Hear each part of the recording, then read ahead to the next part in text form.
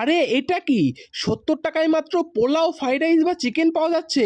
চলো তো ব্যাপারটা দোকানদারের কাছে একটু জেনে আসি। আচ্ছা দাদা নমস্কার। হ্যাঁ, তো প্রথমে তোমার নাম বলো। আমার নাম রতন চৌহান। আচ্ছা তোমার দোকানের নাম? দোকানের নাম হলো মুখরোচক। আচ্ছা এবার দোকানের অ্যাড্রেসটা দাও। অ্যাড্রেসটা হলো স্টেট ট্রান্সপোর্ট মানে আচ্ছা। স্টেট গ্যারেজ, যেখানে বিষ্ণু পুজোটা হয় ঠিক তার গেটের পাশে। নাম হলো মুখরোচক। আচ্ছা এবার তোমার দোকানে স্পেশাল কি কি পাওয়া যাচ্ছে? আমার স্পেশাল এখানে পোলাও, আচ্ছা। ফ্রাইড রাইস, চিকেন, মাটন এবং পনির। আচ্ছা। এটার সাথে কম্বো প্যাক চলে। কম্বো প্যাকের প্রাইসগুলো?